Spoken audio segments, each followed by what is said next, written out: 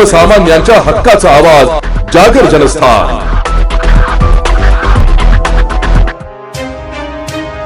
स्वातंत्र्य दिनाच्या पार्श्वभूमीवर संभाजीनगरमध्ये उद्या भव्य तिरंगा रॅलीचं आयोजन करण्यात आलं आहे। मुख्यमंत्री देवेंद्र फडणवीस यांच्या उपस्थितीत होणाऱ्या या रॅलीसाठी धुळ्यातूनही शेकडो भाजप कार्यकर्ते संभाजीनगरच्या दिशेने रवाना झाले। धुळे शहरातील 40गाव रोडवरील भाजप कार्यालयापासून कार्यकर्त्यांनी संभाजीनगरकडे कूच केलंय।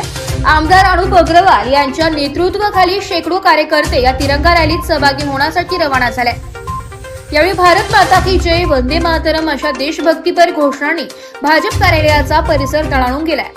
स्वातंत्र्य दिनाच्या पार्श्वभूमीवर संभाजीनगर येथे मुख्यमंत्री देवेंद्र फडणवीस यांच्या उपस्थितीत भव्य तिरंगा रॅलीचं आयोजन करण्यात आलंय। या निमित्ताने राज्यभरातून भाजपचे कार्यकर्ते सहभागी होणार आहेत। धुळ्यातून रवाना झालेल्या कार्यकर्त्यांमध्येही तिरंगा रॅलीबाबत मोठा उत्साह पाहायला मिळालाय।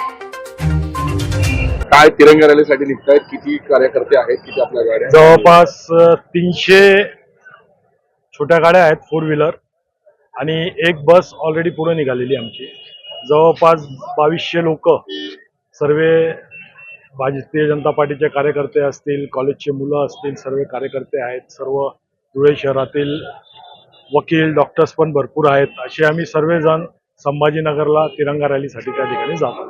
काय नेमकं कार्यक्रमाचं नियोजन आहे आणि कार्यक्रमाला कोणाची प्रमुख उपस्थिती राहणार आहे? आदरणीय या महाराष्ट्राचे लाडके मुख्यमंत्री देवेंद्र फडणवीस यांच्या नेतृत्वात उत्तर महाराष्ट्र आणि मराठवाडा या 2 विभागातील सर्व लोक, सर्व मंत्री, सर्व आमदार, सर्व खासदार, सर्व कार्यकर्ते, सर्व युथ, धुळेकर नागरिक, या 2 विभागातील सर्व नागरिक त्या ठिकाणी मोठ्या संख्येने उपस्थित राहणार आहे। जवळपास 50 ते 75 हजार एवढे लोक त्या ठिकाणी उपस्थित राहणार आहेत।